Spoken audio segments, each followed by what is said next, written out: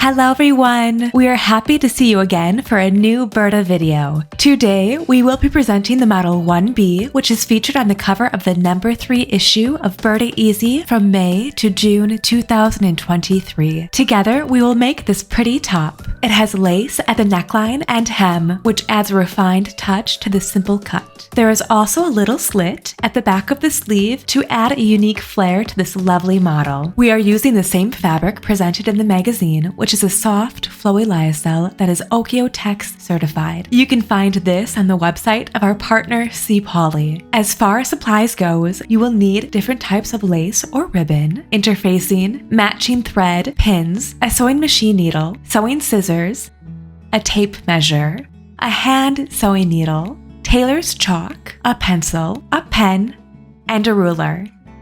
Don't forget to take your measurements and compare them with those in the chart in your magazine.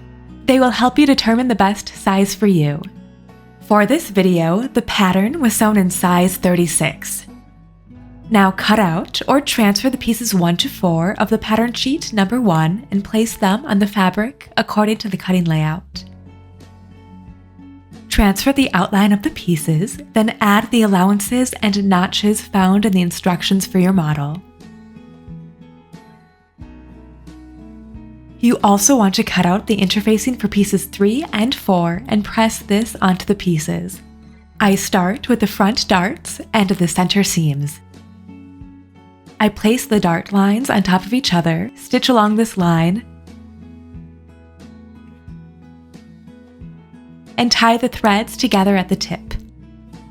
I then place the middle front pieces one on top of the other, right sides together, pin the allowances, and stitch to about 1 centimeter from the tip.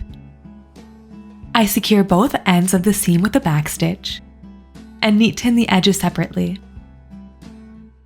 I now place the middle back pieces one on top of the other, right sides together, pin the allowances, and stitch, securing both ends of the seam with a backstitch.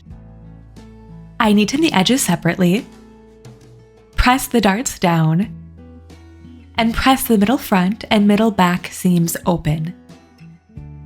The second step, the shoulders with the included sleeves and the facings. I place the front on the back, right sides together, and pin the shoulder allowances and sleeves together. I gather the allowances starting from notch 1 and secure the seam with a backstitch at both ends. I neaten the edges separately, then press the seams open. I then place the back and front facings right sides together, pin the shoulder allowances, and stitch starting from notch 2, securing the seam with a backstitch at both ends.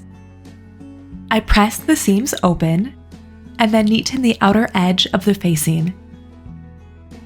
Now, step 3, the neckline and lace. I place the facing on the neckline of the blouse, right sides together, making sure the shoulder seams match up. I pin the allowances, gather them, and then I clip the curves. I also clip the allowances at the tip of the middle front piece up to the stitching. I fold the facing inward and press the seam. I now attach the facing to the shoulder seams and the center front and back seams with a few stitches by hand. I fold over one end of the lace and pin it on the right side of the neckline at the middle back. I then continue to pin the lace up to the middle front.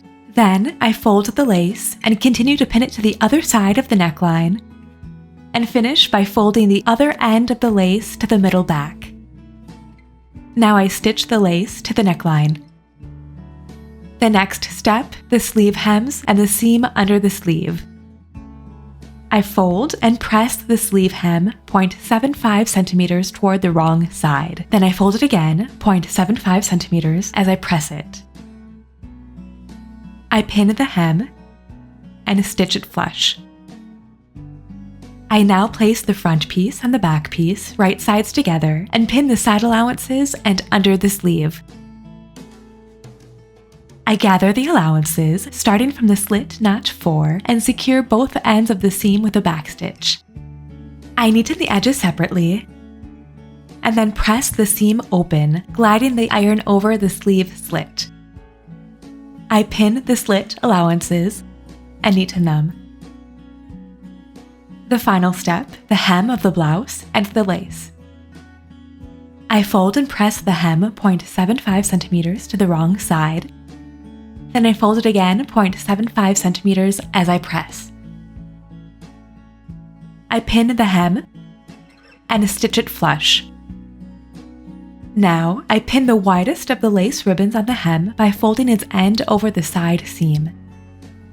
Then, I stitch both ends of the ribbon until I reach the seam. I do the same thing for the 2 other lace ribbons, making sure that they are 1 centimeter apart from each other. And that's it! The blouse is finished! Now, you can play around with styles by choosing the version that you like most. Feel free to share your creations with us and other sewers on our social media. And I'll see you very soon for the next model. Burda thanks and recommends its fabric partner, C. Poly. Thank you for following us, and see you soon for a new Burda tutorial.